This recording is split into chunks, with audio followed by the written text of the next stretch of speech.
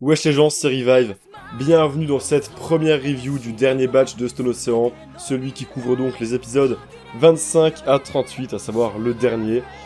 Ouais voilà, ça fait déjà un an et on arrive enfin à la fin de cet animé exceptionnel, qui aura connu donc un rythme de diffusion assez catastrophique, ce qui m'aura donc obligé à faire ce format un peu bizarre de review avec plusieurs reviews en une seule vidéo, et ce rythme de sortie un peu spécial, je vous l'accorde, mais c'est pas grave, j'aurais kiffé.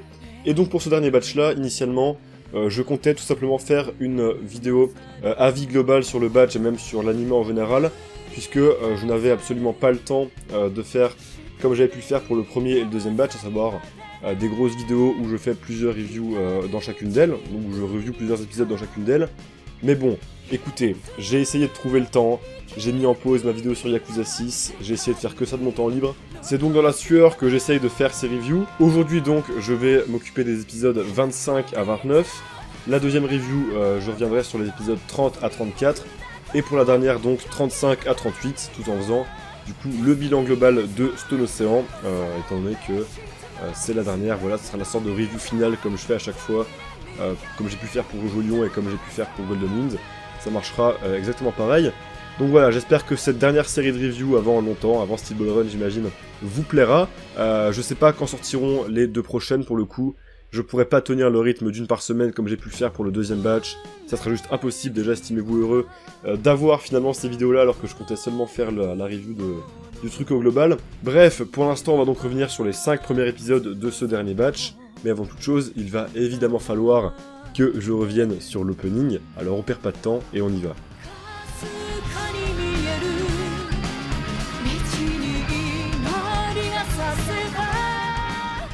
Et oui bordel, j'y croyais pas, même un jour avant j'y croyais pas, mais on a bel et bien eu le droit à un nouvel opening. Ça avait leaké la veille, mais bon je restais quand même un peu sur mes gardes. Le leak s'est avéré être totalement vrai et j'en suis heureux parce que putain de merde, quel opening de malade mental. Je l'ai pas découvert dans les meilleures conditions possibles, voilà, sur mon téléphone, Twitter, comme un connard dehors. Mais putain de merde, après réécoute chez moi en me posant pour mater ce batch là. Mais bordel, Evans Falling Down, de son petit nom et de son sublime nom, bordel, qu'est-ce qui claque, est un opening de malade mental. Voilà, sincèrement, c'est mon top 3 opening de Jojo. Derrière, Ulagiri Mono no Requiem et Great Days, voilà. Bordel de merde, quel opening de fou furieux, sincèrement. Déjà, quand j'ai appris que c'était la chanteuse de l'opening de Mob Psycho, j'étais absolument ravi parce que j'adore ce groupe, j'adore cette meuf et forcément l'avoir sur Jojo, ça me régalait. On aurait pu avoir le retour des Joestars ou de Daisuke Hasegawa, mais franchement c'est pas grave, ça me va, mais alors parfaitement, je trouve la musique absolument fantastique. Je sais que les visuels, j'en parlais juste après, ont mis tout le monde d'accord, mais que la musique est un peu divisée. De mon côté, je suis amoureux, voilà, elle tourne en boucle depuis 3 jours depuis la sortie, à fond, voilà. Elle a un ton mélancolique, doux amer comme la fin de Stone Ocean qui marche extrêmement bien. Il y a un moment notamment où cette chère Sana monte très très fort et ça me fout des frissons à chaque fois, je crois que c'est vers 36-38 minutes. Vous reconnaîtrez forcément le passage en allant dans ces timecodes là. Vraiment musicalement c'est un immense banger pour moi. Et en termes de visuel évidemment, mais bien sûr que ça suit, mais bordel je pense qu'on a affaire là à l'un des openings de Jojo les plus beaux. Je dirais pas le plus haut parce que bordel, Sonochi no Sadame est magnifique, Great Days est magnifique, je trouve les séquences de combat dans Fighting Gold et Ulagiri Mono no Requiem absolument sublime, d'une fluidité rare, mais en tout cas c'est sûr qu'il fait partie des plus beaux, celui-là très largement.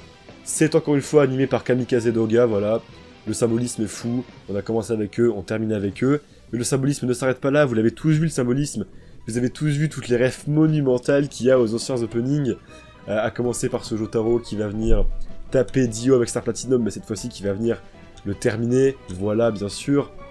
Les références à Stand Proud avec ses personnages, notre groupe de héros qui regarde vers les étoiles, d'abord Jolene et après tout le monde. Jolene qui à la fin va courir à la manière de Jonathan avec la Dark Determination à la fin, comme notre gentleman le fait dans Sonochi no Sadame, et bien sûr des refs, il y en a énormément, vous les avez toutes, j'ai aucun doute là-dessus, et voilà, vous le savez, hein, je veux dire, on a tous juste un océan, voilà, bon, je vais sortir un spoil sur le dernier épisode, vous allez passer au timecode que je vous donne, voilà, ça va être rapide. Mais bien sûr, on a le droit à une version Made in Heaven, fallait s'y attendre, bordel, et qu'est-ce qu'elle est exceptionnelle. J'en parlerai plus dans le dernier épisode pour pas trop faire chier ceux qui sont pas encore à jour à ce moment-là. et surtout pour que je puisse bien séparer les choses. J'en parlerai, mais vous le savez, cette version MIH, elle est absolument exceptionnelle, et j'ai absolument hurlé quand je l'ai vu pour la première fois. Mais bref, en tout cas, cet opening-là est fou, visuellement, il est sublime. En dehors de tous ces refs-là, eh ben, bordel, il y a des séquences qui sont folles. La séquence qui se passe de 30 à 40 secondes, il me semble, elle est même 50 secondes, où on voit tous les personnages un par un, avec une couleur différente, qui font des petites pauses devant devant un arrière-plan qui est symbolique par rapport à ce qu'ils ont vécu. Je trouve ça absolument magnifique, voilà, en termes de graphisme, c'est absolument sublime, ces personnages avec un ton uni, qui font apparaître des formes en fond avec la musique, enfin, wow, bordel que cette séquence est forte. Pareil pour la séquence où on voit Pucci qui apparaît avec les 3 fils de Dio devant, la séquence Foo Fighters monte au ciel, voilà, le fait d'avoir mis Foo Fighters dans l'opening, je trouve ça absolument mais majestueux, mais quel plaisir, quelle superbe idée. Et évidemment la séquence finale où Pucci se bat contre Jolene sur la mer, voilà, la mer qui évidemment veut tout dire, et bordel, les décors sont sublimes à ce moment-là. Enfin bref, c'est un opening qui est absolument mais exceptionnel sur tous les points. Je pense que j'ai rarement maté autant un opening en boucle, j'ai jamais autant écouté un opening en boucle, et j'ai jamais autant crié sur un opening, si ce n'est sur Uragiri Mono no Requiem, qui à l'époque m'avait mis une claque similaire. Mais waouh, franchement, ils ratent jamais leurs derniers openings des parties David Prod. Et quel plaisir de terminer Jojo avec un opening, mais d'une puissance pareille, quoi. Merci Kamikaze Doga, merci Sajo Nohana, merci Yugo Kanno pour la composition, merci David Prod, enfin, wow, j'ai très très hâte de voir vos avis sur cet opening-là. Je pense qu'en termes de visuel, ça va être unanime à 100%. Maintenant, j'aimerais bien voir vos avis sur la musique, qui moi m'a entièrement convaincu, mais qui n'a pas fait l'unanimité de ce que j'ai pu voir. En tout cas, de mon côté, c'est un gros oui. Et tout ce que j'attendais en regardant cet océan, c'était que l'épisode se termine pour pouvoir voir cet opening. Il n'y a aucune vanne, même si je passais un moment délicieux sur l'épisode. C'est à chaque fois voir cet opening au début qui me faisait vivre un truc de fou.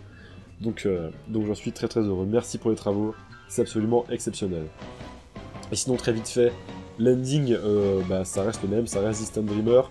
Ceci dit, il y a quelques petits changements et ajouts qui régalent, écoutez, hein. Il y a une grande partie de l'opening qui ne se passe plus sur la plage, mais qui se passe sous les flots, voilà, je vais pas spoiler pour ceux qui sont pas encore à jour, qui n'ont pas encore terminé leur visionnage, et c'est évidemment parfaitement symbolique avec ce qui se passe à la fin. On voit des dauphins, on voit aussi un oiseau qui se rajoute à la fin sur la dernière séquence. Ce sont donc des changements très minimes, mais qui font globalement plutôt plaisir. Je suis très content de cette structure qu'on a eue pour Stone Ocean par rapport aux openings et aux endings, à savoir 2 openings, tous très très bons, voilà, les 2 openings sont excellents. Stone Ocean résume parfaitement l'ambiance de cette première partie, avec une scène finale qui change quand on arrive au deuxième batch, et donc Heaven's Falling Down qui est absolument un hommage à Jojo, un hommage aux 6 premières parties, et à cette fin de Stone Ocean qui est absolument culte. Et quant à l'ending, ça reste le même du début à la fin, un ending qui est absolument sublime, hein, vraiment je suis fan de Distant Dreamer, et qui se paye le luxe d'avoir une petite modification légère, mais qui fait vraiment plaisir dans son dernier batch. Donc voilà, en termes d'opening et ending, Stone Ocean, c'était un sans faute du début à la fin, même si j'avais peur. J'ai eu peur qu'on reste avec Stone Ocean du début à la fin, mais David Prod nous ont régalé, ils ont pas de choc sur le coup, et bordel, qu'est-ce que j'en suis heureux.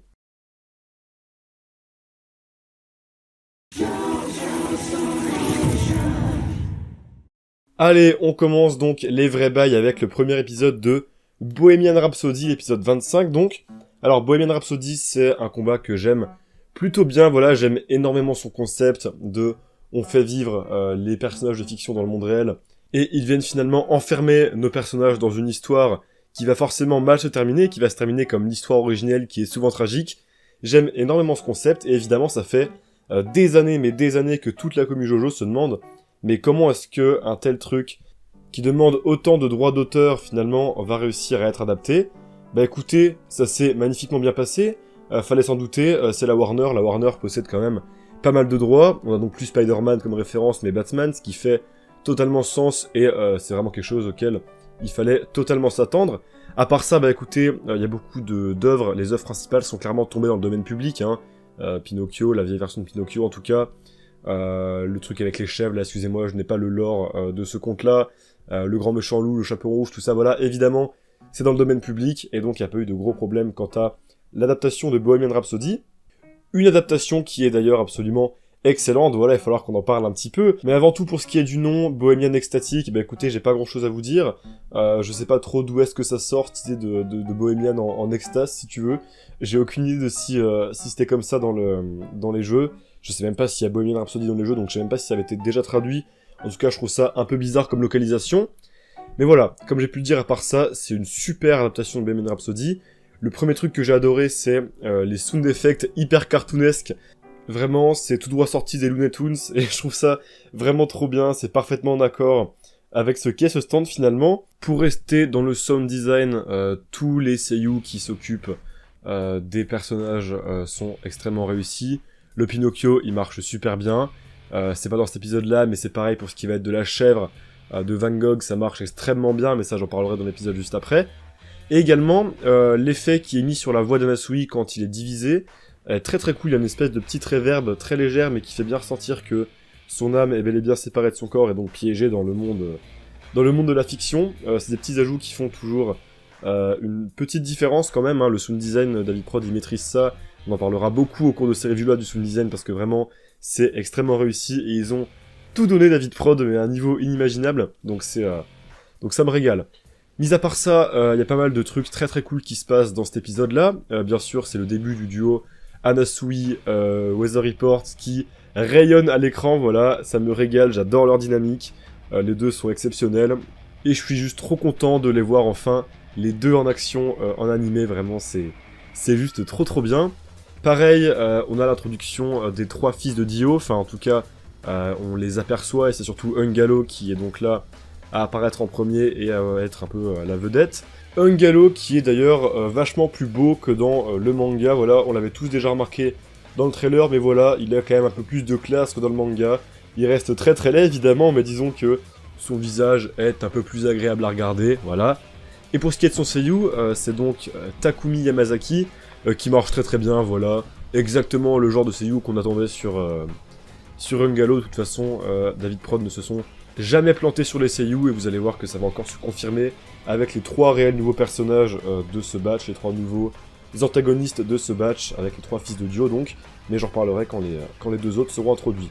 Donc voilà, une introduction très cool pour Ungalo, qui marche très très bien avec ces fameux ciseaux, ce fameux enlèvement dans les buissons qui n'a toujours aucun sens, et qui me fait toujours autant kiffer. Donc écoutez, voilà, sinon à part ça, pour ce qui est du visuel de cet épisode-là, c'est très très beau, voilà. Franchement, pour un premier épisode, ça nous régale bien. Je dis ça parce qu'il y a surtout, je pense, l'une des plus belles frames de ce batch-là qui se trouve dans cet épisode-là. C'est un color shift d'Anasui avec Pinocchio, avec en plus un espèce d'effet de bulle. Je sais pas comment je pourrais te dire ça, mais on dirait un espèce de produit à bulles, vous savez, le savon qu'on trouve dans les trucs pour les gosses, là, qui marche mais incroyablement bien, je trouve ce color shift complètement exceptionnel.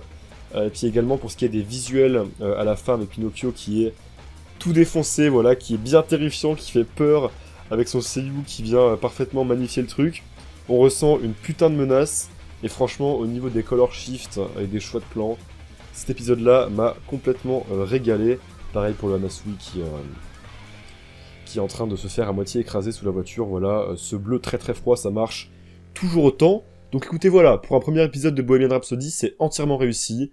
Le stand est bien adapté, c'est beau, il y a du beau color shift, de la belle mise en scène et du beau sound effect. Écoutez, il y a tout ce qu'il faut, donc c'est parfait. L'épisode 26 adapte donc la fin de Bohemian Rhapsody et la petite vengeance de Jolene sur son cher Roméo. Alors écoutez, pour ce qui est de Bohemian Rhapsody, ça poursuit son cours. J'aime énormément la course-poursuite avec la chèvre. C'est complètement grotesque, c'est complètement terrifiant quand on y pense. Je trouve ça absolument exceptionnel. Et c'est magnifié par des déformations physiques du bon body horror comme on aime, qui est toujours magnifié dans l'animé. Voilà, je m'étais pas mal attardé là-dessus, pardon. Dans l'épisode de la naissance du bébé vert, où je trouve que putain, il y avait un sacré niveau qui avait été franchi en termes de body horror et de la manière dont c'est retranscrit à l'écran en animé. Là c'est pareil, je pense notamment à la transformation de Anasui en loup-garou, quand il y a sa bouche qui s'ouvre là, ses poils qui apparaissent. Je trouve ça absolument exceptionnel. Et franchement, ça me régale toujours autant de voir ces déformations physiques, moi qui aime tant ça. Et là franchement, c'est encore une fois super réussi. Autre chose super réussie, c'est évidemment l'apparition de Van Gogh. Franchement, ça c'est exceptionnel, voilà. Le fait d'utiliser carrément le style du peintre et de carrément l'adapter à chaque fois au slide qu'il y a, vous savez, des fois l'écran il se divise en plusieurs, et c'est toujours séparé par un trait, par une bande qui est plus ou moins stylisée, et bah là il y a particulièrement une frame qui m'a marqué, où cette bande-là est également... à cette bande-là est également appliqué le style de Van Gogh, et je trouve ça juste excellent, voilà, ça se marie étrangement super bien avec Jojo, et le personnage ne fait absolument pas tâche, voilà, c'est un bel hommage à ce peintre que j'aime beaucoup de mon côté, et franchement c'est juste trop bien de voir que David Prod se régale comme ça avec des effets visuels, c'est juste excellent. À part ça, la défaite d'Ungalo dans l'avion marche toujours autant, c'est une scène qui me fait toujours autant rire, et le seiyuu l'a parfaitement magnifié encore une fois. On a encore de la belle déformation physique avec l'apparition donc de celui qui va aller aspirer les ennemis, je sais plus comment il s'appelle, là, Putback il me semble, celui qui aspire les personnages de fiction, voilà. Ça c'était très réussi comme finish. Et quant à la scène de Jolene qui va venir se venger, j'ai rien de spécial à dire là-dessus, ça marche très bien, écoutez. J'aime bien l'effet qu'il y a sur la langue à la fin quand quand Jolene retire l'autocollant, la langue qui va directement au retour à l'envoyeur dans la maison, sans qu'on nous montre Roméo qui crie comme dans le manga, hein. Et j'ai beaucoup aimé l'animation de la langue qui revient directement dans la maison. Et ce que j'ai surtout adoré dans cette scène, c'est le jeu d'Aifairuz, qui joue, mais alors, parfaitement la Jolene qui est un peu détachée, qui joue un rôle en quelque sorte, hein, parce qu'en effet, elle en a absolument rien à branler de Roméo, et tout ce qu'elle veut, c'est sa thune et sa caisse. Elle le joue superbement bien, et évidemment, elle joue super bien également quand Jolene se rend compte que Roméo est finalement pas une si grosse merde que ça, mais qu'elle va quand même enlever l'autocollant de Kiss pour se venger un petit coup, voilà. Notre seiyuu préféré a parfaitement fait son taf là-dessus. C'est une scène que j'aime énormément, justement grâce à ce changement de ton constant chez Jolene, l'ascenseur émotionnel qu'elle vit, et ça a été parfaitement retranscrit ici, donc je suis très content. Voilà, c'est donc un épisode final pour Bohemian Rhapsody qui est très bien, voilà, qui met parfaitement en avant ce stand si atypique mais qui marche si bien, qui est si bien retranscrit en animé, je trouve. Évidemment, c'était qu'une mise en bouche par rapport à ce qui va arriver après, mais déjà là, on a deux épisodes qui sont très quali, qui sont bien dessinés, qui font preuve d'une mise en scène finalement assez académique, assez proche du manga, mais qui a vraiment toujours des petits trucs en plus, des petites attentions en plus qui font vraiment une réelle différence, et qui font surtout que, putain, qu'est-ce que j'aime regarder Stonoseo en animé, plus que le lire en manga, mais bref, j'empiète un peu sur la suite. Je vais donc me contenter de passer à l'épisode 27, oui. L'épisode 27 revient donc sur Sky High avec ce cher Rikiel. Alors pour ceux qui suivent la chaîne depuis longtemps, vous savez que c'est un combat que j'adore, voilà, c'est un personnage que j'adore, Rikiel. C'est un stand que j'adore ces fameux rods, qui sont traduits d'ailleurs ici, tige, voilà. Alors au début je me demandais pourquoi, parce que je pensais que c'était une créature que Araki avait inventée. Mais en fait je me suis renseigné, et ben non, c'est un cryptide qui est connu. Donc my bad, voilà, ça m'a fait bizarre de voir les rods traduits, mais ça me paraît plutôt cohérent. Quant au nom du stand en lui-même, Sky High, il est traduit Sky Guy, alors c'est vraiment nul, hein. Il y a dans ce batch énormément de stands qui ont été localisés, en partant seulement du principe phonétique. Vous allez voir qu'il y en a certains qui sont assez ridicules, dont celui-là, hein, voilà, Sky Guy, juste parce que ça ressemble un peu à High, et que peut-être que l'anime Onimona il a pas cramé, que Rikiel il dit pas Sky High, il dit pas Sky Guy mais Sky High vu que ça ressemble. Bref, je trouve ça un peu ridicule, et je trouve que traduire les trucs du genre Oasis en Sanctuary, voilà, garder un mot plutôt synonyme plutôt qu'un mot qui ressemble dans la consonance, ça marche un petit peu mieux, mais bref, c'est pas très grave, et c'est en vérité très peu important finalement. Bref, pour ce qui est de cet épisode en lui-même, ça commence avec l'avion, et donc des plans absolument vertigineux, voilà. Évidemment, cette descente là, ce saut depuis l'avion, c'est une scène qui est culte, qui est reprise sur une cover de tome, et qui est toujours esthétiquement incroyable dans le manga et dans toutes ses apparitions. Ici c'est pareil, voilà, on a des putains de plans exceptionnels qui foutent le vertige, et qui sont, mais super bien dessinés, super bien détaillés. Je reviendrai là-dessus un petit peu plus tard, mais vraiment les décors extérieurs de ce match-là, c'est quelque chose, hein, je l'avais pré-shot, et en effet c'est le cas. Ensuite donc, Rikiel apparaît, et là que dire si ce n'est que il est magnifique, voilà, j'adore ce personnage, j'adore son design, j'adore sa personnalité, et la manière dont il agit, voilà, dans le manga, et là c'est parfaitement sublimé par un Rikiel qui est, mais alors magnifique franchement, que ça soit sur Ungalo, Rikiel et sur Versace. Ils se sont alors régalés sur les chara-design des fils de Dio. Et donc ça me régale. Moi aussi, il y a un point monumental. Makoto Furukawa marche également parfaitement en termes de seiyuu, ça je vous l'ai déjà dit. Les 3 seiyuu des fils de Dio ont été très bien choisis, il y a zéro souci là-dessus. Toujours dans le plan sonore, vous allez le voir venir évidemment, mais le sound effect des Rhodes est exceptionnel. Cette espèce de cri de kamikaze qui sauterait d'un avion très accéléré, je trouve que ça marche super bien. Et ça nous fait ressentir à quel point ces merdes, bah ça va vite, et à quel point ces merdes sont dangereuses. Ces merdes qui sont d'ailleurs parfois en CGI, mais ça rend parfaitement bien.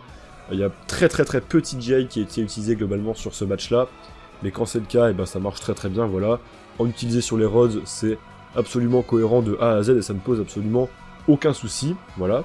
Le véritable moment exceptionnel de cet épisode-là, c'est évidemment le finish de Jolyne. Mon dieu, bordel de merde, c'est la première fois que j'ai eu des frissons dans ce match-là, et dans lequel j'ai voulu me lever de ma chaise en hurlant. Bordel de merde, ce color shift et ces flammes violettes, ça me rappelle évidemment le finish de Narancia face à Little Feat. Little Feat, hein, c'est ça, j'ai eu un doute. Bon, je me demandais si l'original c'était Tiny Feat ou Little Feat. Hein, la traduction me brise le cerveau, bref, c'est pas grave. C'était absolument exceptionnel, il y a des plans de fou furieux là, le plan où il y a son étoile qui sort et où il ferme à moitié les yeux et où elle les ouvre à la fin, enfin putain de merde, mais c'était d'une violence. Le coup final qu'elle a balancé à Rikiel était d'une violence, putain de merde. Et c'est pareil, le fait qu'avant ça, elle se soit immolée, elle ait passé un petit instant de concentration où elle se remémore que le bébé vert, elle l'a senti en fermant les yeux, etc. Pour au final que ça explose avec un finish d'une violence rare et un Orawara qui fait partie de mes préférés de Stone Ocean. Mon dieu, quel kiff, et je suis trop heureux parce que déjà dans le manga, je trouvais que cette immolation, c'était mais d'un niveau de badass exceptionnel. Mais là, le combo Jolyne qui fait son finish, et Rikiel qui crie, mais le CEO de Rikiel qui crie qu'il est Apollo 11 avant de se faire marave la gueule, putain que c'était badass. J'ai absolument adoré ce combat contre Sky High. Et ça va venir se terminer, mais en apothéose évidemment, avec le discours de Rikiel, qui va donc venir révéler que Weather Report n'est autre que le frère d'Enrico Pucci. Voilà, une scène très forte en émotion, qui va venir se terminer avec le fameux ils sont libres dans l'état de Floride, avec la comparaison avec les motards, etc. Ça, c'est quelque chose que je trouve absolument exceptionnel, voilà. Un instant de douceur très amère à la fin de ce combat contre Sky High, qui a été parfaitement rendu ici, avec des visuels mais absolument sublimes. Là, putain, ce plan final avec les nuages, et ces motards qui avancent, qui roulent sur une route absolument magnifique, enfin bref. C'était exceptionnel, merci David Prot pour cette adaptation de Sky High qui, malgré sa très courte longueur, était un de mes combats préférés du manga, et qui, à la manière donc de Planet Waves, a été complètement sublimé ici à mon humble avis. C'est donc absolument parfait. Le seul petit défaut que je pourrais trouver, mais ça c'est un peu inhérent au format animé, c'est le fait qu'il n'y ait pas la page explicative de ce que sont les Rhodes. Voilà, il y avait une double page qui était, je pense, une cover de chapitre dans le manga, qui expliquait ce qu'étaient les Rhodes, voilà, leurs caractéristiques, d'où ça vient, tout ça. Ça, je vous l'ai toujours dit, c'est des trucs qui me passionnent, et forcément voir que c'est pas dans l'animé, c'est un peu dommage. Je pense qu'ils auraient sûrement pu le caler quelque part, même si ça, ouais, peut-être que ça aurait empiété sur la durée totale, et que il aurait peut-être fallu supprimer un opening ou un ending pour que ça passe. Donc je peux comprendre pourquoi ça y est pas, mais forcément, moi qui aime tant ces créatures imaginaires-là, je trouve ça un petit peu dommage. Mais à part ça, c'était un sans faute pour Sky High, clairement. Allez, il est temps de rencontrer le dernier fils de Dio, encore en vie, voilà, aux côtés de ce cher Giorno Giovanna, finalement, qui est donc Donatello Versus. Alors, dans mes souvenirs, il s'appelait vraiment Versace, voilà, mais non, c'est bien Donatello Versus, j'ai vérifié. C'est pas une erreur de localisation, ils disent même Versus. J'avais oublié que la ref avait été un peu mise de côté, et avait été stylisée en Versus, voilà, autant pour moi, donc ça m'a un peu surpris. À part ça, ce cher Versus est absolument magnifique, encore une fois. Son seiyuu, il est assez inattendu, parce qu'il a finalement une voix assez profonde, assez rauque, qui donne l'impression qu'il est un peu vieux, même si c'est pas le cas de son seiyuu. Et c'est assez inattendu, mais finalement ça marche très bien, notamment quand il va venir mêler Pucci dans l'épisode d'après. J'aime finalement beaucoup ce choix. La scène d'intro de Versus, donc, où il goûte le plat pour Pucci, est extrêmement réussie. Le moment où il y a le gosse qui ressort du gâteau, c'est absolument terrifiant. Et terrifiant, c'est un peu le mot d'ordre de cet épisode, en tout cas de ce gros début d'épisode, puisque du coup, après, Jolyne et Hermès vont arriver vont arriver dans cette fameuse chambre d'hôpital où il y a un énorme trou béant qui s'est créé avec le stand Underworld, qui s'appelle donc Netherworld. Voilà, ça c'est une localisation que je trouve plutôt correcte. C'est pas comme Maidenhaven ou Simoon qu'on verra plus tard, qui essaie juste d'avoir la même sonorité que le stand original. Là, on a un synonyme qui veut dire à peu près la même chose. Moi, je trouve ça plus correct. Voilà, vous me direz ce que vous en pensez, en vrai, ça m'intéresse. Est-ce que vous préférez pour les localisations qu'on ait des synonymes ou vous préférez qu'on ait des mots qui ont finalement peu de sens, mais qui ont une sonorité similaire, quoi. À vous de me dire, en vrai, ça m'intéresse. Bref, tout ça pour dire que ce moment où Jolene va descendre dans ce tunnel-là, alors qu'elle est assistée par Hermès qui tient son fil de Stone Free, il est absolument terrifiant, voilà. L'éclairage, l'OST qui est utilisé à ce moment-là, les dessins, voilà, les ombres sur le visage de Jolene aussi, tout ça fait qu'il y a vraiment une ambiance pesante qui a été créée, et on sent plus que jamais la menace de ce cher Underworld. Autre truc très réussi par rapport à Underworld, c'est l'effet de dimension isolée en fait que le stand crée. Par exemple, quand Jolene est dans l'avion et qu'elle va mettre son fil en haut pour essayer d'en sortir, on a un espèce d'effet qui ressemble un peu à l'effet qu'on a sur les tableaux de Super Mario 64, qui marche très très bien. On ressent bien que c'est une dimension qui est vraiment totalement isolée. Autre truc qui va bien évidemment renforcer l'aspect terrifiant d'Underworld, c'est bien sûr cette horrible tête qui va sortir du ventre de l'hôtesse de l'air là, et puis les petites brûlures qui vont doucement se créer sur les visages de tout le monde. Voilà, encore une fois, c'est très graphique, c'est des trucs qui marchent, mais à chaque fois super bien animés, il n'y a aucune censure, donc encore une fois, parfait, ça me régale à chaque fois. Je pense que ceux qui ne me connaissent pas trop vont me prendre pour un taré là, à kiffer les déformations physiques à ce point, mais sachez que ça me régale à un point monumental à chaque fois, vraiment. Et enfin, dernier point intéressant à relever en ce qui concerne la dimension terrifiante de Underworld, c'est le petit color shift quand ce bon vieux Sportsmax arrive pour foutre les jetons à Hermès, voilà. Encore une fois, c'est terrifiant, et c'est bien ce qui définit cet épisode-là, terrifiant à tous les niveaux, et c'est parfaitement ce que devait faire ressentir Underworld, parce que c'est un stand qui vraiment fait peur. Le concept de piéger nos héros dans des souvenirs du passé, d'événements tragiques, d'accidents mortels ou ce genre de trucs-là, c'est absolument terrifiant, et on ressent cette peur plus que jamais dans cet épisode-là, donc je suis très très content. C'est un épisode qui, en plus d'avoir une super mise en scène, a des dessins absolument magnifiques. Voilà, il y a des super dessins dans cet épisode-là, que ça soit aussi bien les traits du visage, que les émotions faciales, que les color shifts, que les katakana, bref, c'est trop trop beau. Mention spéciale au plan où il y a Versace et Pucci qui sont en dehors de l'avion dans la grotte, avec le vent qui vient doucement faire voler leurs cheveux. Voilà, je trouve ça absolument magnifique, c'est un plan qui pue la classe. Et encore une fois, cette esthétique de putain d'avion qui est sous le sol, loin de tout, isolé, mais à la fois tellement proche et ancré dans le réel, je trouve ça absolument brillant. Et c'est une esthétique qui me parlait déjà beaucoup dans le manga, mais qui a été magnifiée ici. Donc merci David Prod d'avoir rendu parfaitement hommage à ce stand absolument brillant qu'est finalement Underworld. Allez, on arrive déjà au dernier épisode de cette première review du dernier badge de Stone Ocean. J'espère que vous n'êtes pas trop triste. Un épisode qui adapte donc la fin de l'arc Underworld avec la fin du combat, mais aussi le flashback de Donatello et le tout début de Davy Weather, qui va donc faire le lien entre les deux épisodes.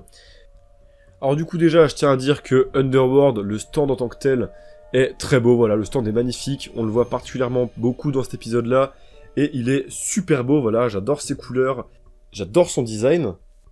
Je veux aussi revenir sur les scènes où Donatello prend un peu de haut Pucci, je les trouve absolument excellentes. Le seiyuu de Donatello est parfait pour ça, vraiment.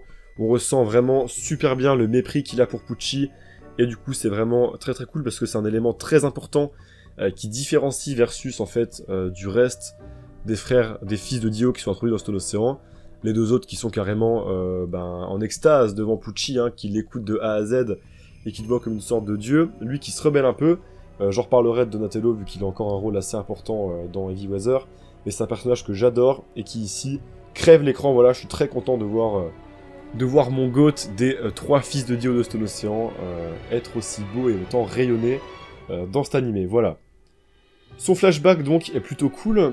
Ici, les animateurs David Prod ont opté pour un choix globalement d'images plutôt statiques avec un espèce de petit filtre flashback qui marche très très bien, voilà, c'est une espèce de désaturation avec des gros traits gras qui marche très très bien, voilà, il y a quelques séquences animées, mais globalement on a le droit à des images fixes.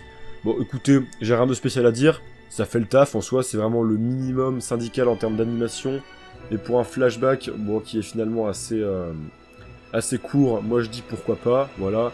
La juge qui s'énerve, ça marche particulièrement bien.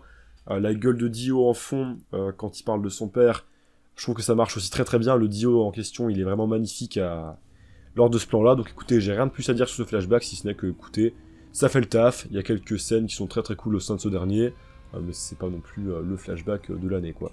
Par contre, ce qui est vraiment très très très stylé, c'est l'explosion finale de l'avion, voilà. Ça, c'est une scène de malade mental. D'abord, t'as les enfants qui arrivent avec un color shift très froid avec ce violet là qui marche super bien. Et ça y est, ça explose avec tous nos personnages là qui vont avoir le droit à des super plans avec des katakana mais absolument magnifiques. Tout ça pour arriver sur une explosion mais absolument resplendissante, quoi. Les couleurs sont trop belles. Le plan avec les deux antagonistes là qui regardent l'explosion, c'est pareil. Il est absolument magnifique et putain de merde. C'était la meilleure façon de terminer ce combat de fou furieux. Voilà, vraiment une des grosses scènes marquantes de ce batch-là, à mon avis. Et c'est très très cool, puisque évidemment, ce crash est très important. Ça marque la fin du combat. Et il nous a été teasé depuis 2 épisodes, donc il fallait bien, évidemment, que ce soit réussi et que ce soit très impactant pour nous, les spectateurs. Voilà. Et enfin, ça va se terminer avec l'apparition de Heavy Weather. Et là, bordel, je pourrais pas en parler trop maintenant, vu que ça va être un peu le sujet principal de la prochaine review. Mais putain que c'est beau, bordel. Ces arcs-en-ciel qui vont progressivement apparaître et venir éclairer les visages de nos héros, et même de nos antagonistes, notamment ce plan-là que vous voyez actuellement, qui est particulièrement stylé. Bordel de merde, ces jeux de lumière, ces éclairages multicolores, là. Qu'est-ce que c'est beau, bordel. Qu'est-ce que ces arcs-en-ciel, pardon, rendent bien à l'écran, et qu'est-ce qu'on va bien manger dans les prochains épisodes. Pareil pour la putain de planche que j'attendais mais énormément, avec Weather Report donc qui voit son disque souvenir rentrer à nouveau en lui, et donc ses souvenirs également rentrer à nouveau en lui, symboliquement et concrètement. Bordel de merde, quel plaisir, et comme j'ai pu le dire, ça ne présage que du bon pour la suite. Voilà, vous le savez, vous avez sûrement vu les épisodes, les épisodes d'Heavy Weather sont particulièrement réussis, et j'ai très très hâte de vous en parler. Mais en attendant, Underworld en animé, c'était donc excellent, encore une fois, voilà. Versus est parfait, voilà, il est beau, il a un seiyuu de fou. La mise en scène d'Underworld est exceptionnelle, voilà. Le côté terrifiant du stand, c'est vraiment ce qui ressort le plus. Et tant mieux, parce que c'est vraiment son aspect le plus important selon moi. Et tout ça va se terminer en apothéose avec un crash qui n'aurait tout simplement pas pu être plus beau et qui prouve, une fois de plus, que l'important dans JoJo, c'est pas son animation, c'est pas ses Sakuga, parce que bah y en a pas et on s'en branle. C'est la mise en scène, les color shifts, les sound effects, la composition de chaque plan.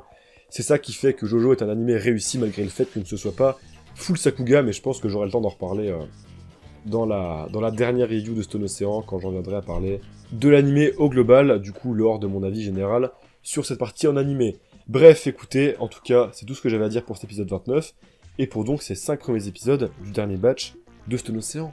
Oui. Et bien voilà, cette première review du dernier batch de Stone Ocean est donc terminée, j'espère qu'elle vous aura plu.